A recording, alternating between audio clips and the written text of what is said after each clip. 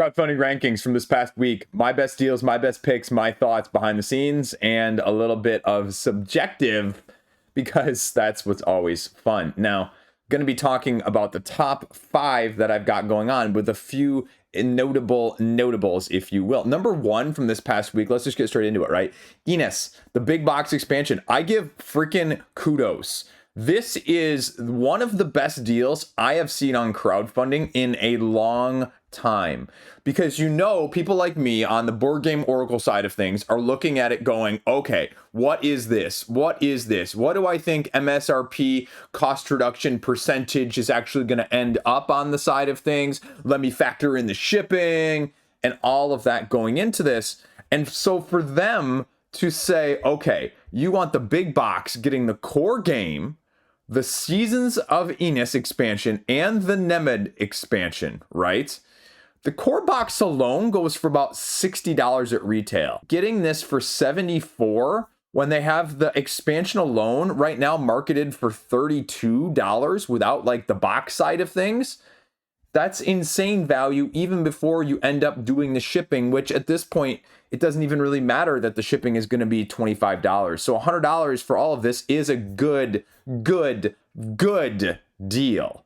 That being said, it's never a good deal if you're not going to play it. And that's why you should go trade for it instead. But that's why it's easily my number 1 pick of the week in terms of just wow. Because this is also not like a game that's unknown. This is not a game without a pedigree. This is thought of by a fair number of people, not myself, because I am not speaking for this. A fair number of people who love this type of mechanism find this to be the best in this mechanical approach of area control majority style of things. Not everybody, but if it's your jam, like this is your jam. But there again begs the question, expansion content, right? You're getting a good deal for expansion content you may never use. Take that for what you will. Sniper Elite, number 2. Not nearly as much money as some of the other stuff that launched and raised at the same time. With the same breath, though, I have to say that this is an absolutely fantastic game. I am self-proclaimed not a fan of the World War II thematic whatever that our hobby is absolutely obsessed with. And I can say that this takes the one versus all style of things that I am very familiar with, though, and gives me just so much more of a streamlined approach than I was expecting.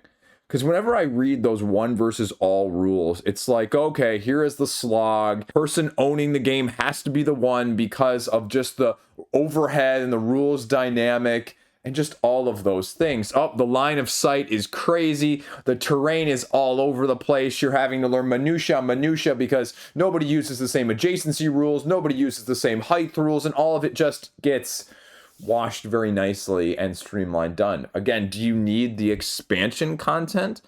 No, but just go pick it up at retail. Go pick this game up at retail. If, and this is the big more than anything else, again, if you're not an area majority, I don't care how good Enos is. If you're not a hidden movement or you're not a one versus all ish, because you can play this game well at 2 people, it does work well at 2.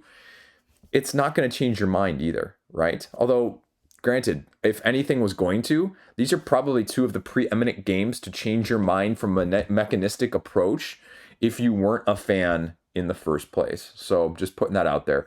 Number 3, Nexus, the card game, right? For this to get $500,000, again, when I get these games, or when, Redzen sent me the email and they're like, hey, do you want to cover our game? And I was like, yeah. It's always this question mark of what do I like and what does everybody else like? Because those 2 are not always the same. I just filmed a video based off of a blog from Board Game Geek that basically just outlines it very succinctly and very nicely that reviewers are not representative of the hobby as a whole. And I have this weird feeling like I've always tried to be more representative of the whole. I'm the one that's shouting, hey, Wingspan is one of the best games ever made because of what it's done for the hobby. Catan is still freaking awesome, even though you may not like it because you're waist deep in the hobby. So I've been like shouting that since the beginning of the channel, but overarchingly, a lot of people on the creation side of things, there is a disconnect, right? There is a reason Target has a lot more non-hobby games than hobby games, because people buy the non-hobby games more than they buy the hobby games. I know, it's a shock, but every time I say it, I always kick crap for it. But so Nexus is where I was going with this before Bunny Trail, right? Is one of those that I just looked at and I said, I have no freaking clue how other people are going to look at this as someone who is not representative of the general market. But it's being really well received as sort of a Rift Force meets Enchanters meets Mindbug thrown together situation. Are they all going to be balanced? No, probably not as much as you'd like. Do you play best 2 out of 3? Sure. Is it a slog because there's no bases? Yeah, you just slog them out and attack, and it's got a little bit of Magic the Gathering style vibe of playing a card on a turn. You can combo chain it, but it's really going to be how much do you like this sort of thing as well, because a 20 to 30 minute smash 2 decks up together situation may not be your vibe either way. And again, if it's not your vibe, there's probably ones that I would say are more preeminent, tied, tested, and true out there already compared to the previous 2 games we were talking about that would be the ones I would suggest starting with over this. But it has that entry point appeal of Mindbug, so I give it a lot of kudos in the same regard. Number 4, this one surprised me. It came out of nowhere. Again, I love covering this stuff, right? Top Frog. Stacking frogs on top of each other. I just covered Reforest earlier in May, and we talked about the fact that these cards form your little tableau, and you have to layer them over each other, which flips them over, or depends on whether they like full sunlight or partial shade, but they have to be a higher height, and then you got to be careful, because if you go too fast, then you're not going to be able to put ones there later. And this does the same thing with frogs and the weight of the frogs with a combolicious scoring system as well.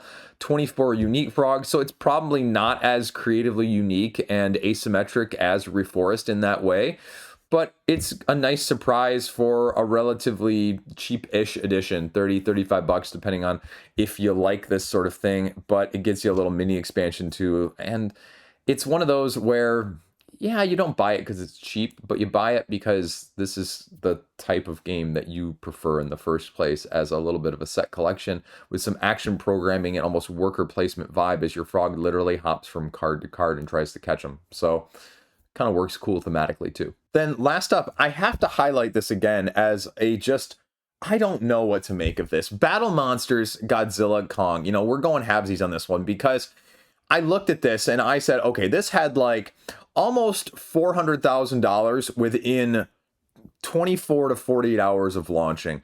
And even with all of the sticker shock that went into it, people were still throwing money at it, right?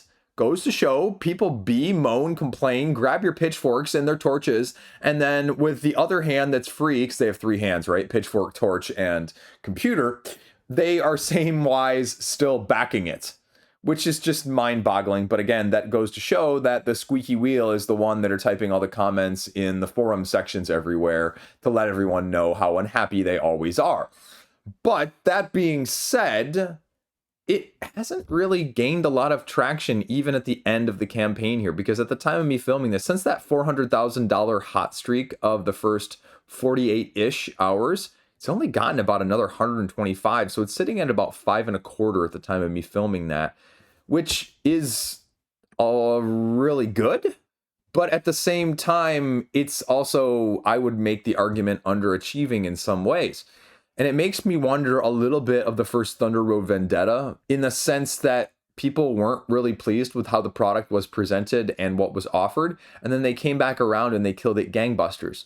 That being said, I just don't know what the internal versus external expectations were for this one. So I guess more what I'm saying is I'm personally surprised this is where it's at, and that it also doesn't have more money, knowing the affiliation for heavily over-deluxified miniatures that this hobby has an obsession with in the first place, especially when you offer them to be this detailed. Seriously, before the day of me filming this, if you go over to KickTrack, there were only 2 other days that had more than $20,000 within this whole campaign, right? The second to last day here, they broke 20,000, but otherwise it was day 1 getting all the funds, day 2 and day 3 Day 3 barely cracking the 20,000 mark as well as the second day. They both at like 21,000. So that's like a big drop off overall. And we know that middle of campaign lull happens regardless. But again, I just look at this and I go, this could be one of the best games, but is it going to be price point accessibility wise the big issue? Sort of like a Foundations of Rome. Sometimes I don't care how good the game is. I'm looking at you, Kingdom Death. There's just a price point saturation, a price point ceiling that you aren't willing to pay whatever the perceived value is in the first place. Because again, it's not like I haven't spent or done dozens of pledges for this same amount of 125 for one of the core boxes, right? I have plenty of that stuff. I have plenty for both of the core boxes pledge-wise that I've done in the past. But there is, I think, across the board, this barrier that we all set up, that we even have unconsciously, that we say, I can't spend X on this. I can't spend X on X. I can't spend X on Y. I can't spend $100 on this mechanic for something I just don't know. So I trust a ton with restoration, but that's the big question mark is, you know what? I also can go without too. I'm not going to FOMO. So if it never comes in a more accessible form, nah, made my peace with that. As much as I really freaking want this game. Last up here, I was almost going to say Tomb of Kronos. Tomb Raiders, The Crypt of Kronos. Lara Croft, Tomb Raider IP. I just don't know what to make of this whatsoever, right? It's a solo game that's masquerading as a kumbaya, hold your hands, make cooperative decisions jointly. I think that's fine. I think if they just would have fully embraced this, sort of like just the God of War situation. You want every game to be all players, to all types, to all comers, you can't. You're inevitably alienating some of your core crowd in the first place. And I just can't tell how many people of the 1,500 people backing it right now are nostalgia-ish, or if they're really in love with the mechanical incorporation of what it's providing with the dice skill checks, the roll and moves sort of action card-based system. I just cannot tell whatsoever. And I guess with a game like this, I've said this many times in many places, if this had a different theme on it, if this wasn't Tomb Raider, would you be actually willing or wanting to raid this tomb of a game? Or would this be an actual tomb of a game on your shelf? That's the question that I just ponder every time I see this as someone who has no affiliation with the original IP in the first place. So there you go. Those are my interesting thoughts as always, right? Stay classy. Peace out. See you around.